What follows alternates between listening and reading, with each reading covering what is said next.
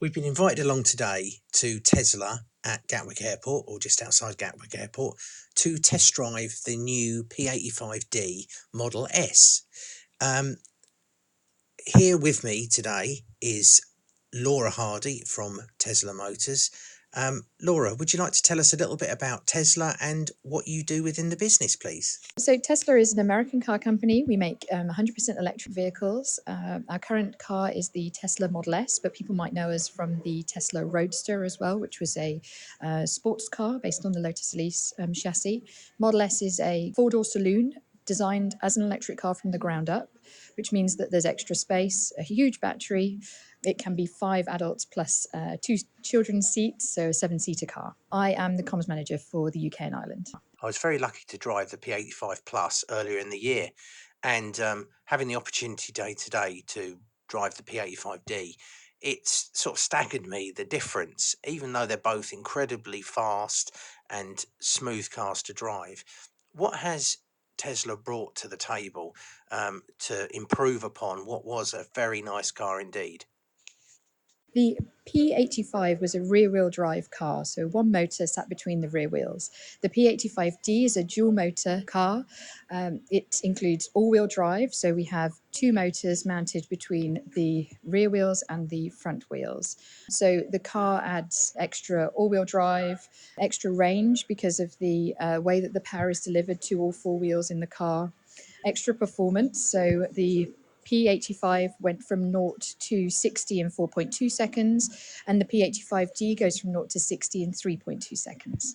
Insane mode is essentially what takes the P85D up to the next level. So the sport mode will give you the same performance as the old P85. The P85D has this insane mode, which is what delivers 0 to 60 in 3.2 seconds. Basically, the button is named that because our CEO, Elon Musk, decided that it was insane. So it's called insane mode. And it was indeed insane to drive. I've had the opportunity to drive a number of electric cars over the past 12 months, and something or two things really that I found particularly about them is that firstly, the batteries don't last a great deal of time, so I have a thing called range anxiety. And the second was the speed of which it takes to charge a battery, depending on whether you're on a fast charge point or not. What are Tesla doing to address these issues? Okay, so the great thing about Model S is that it was designed as an electric car from the ground up. So we've got masses of room to put a battery along the floor of the car. It's an 85 kilowatt battery, which means it's significantly bigger than anything else on the market. Most of our customers will charge at home. So they'll have a 7 kilowatt charger installed at home, which will do all of their charging needs from day to day. So they'll get in, plug the car in the morning, the car is full and ready to go. So no deviation to petrol stations, nothing along those lines. No real need to use public charging network because you'll be able to charge at home most of the time. So you don't necessarily need to charge while you're out. If you want to do long distance journeys, we have something called a supercharger. There are 22 of these stations in the UK and 150 across Europe. These basically enable long distance travel. So you can leave your house with your 300 miles of range, travel to the nearest supercharger. It could be 100, 200 miles away. Stop there, charge, have a coffee, have something to eat on your way to the next supercharger if you're doing a long distance journey. So you can drive to the Arctic Circle in Norway. You can drive down to the south of France, to the Alps. You can drive to Milan, to Bologna. You can drive to Zagreb.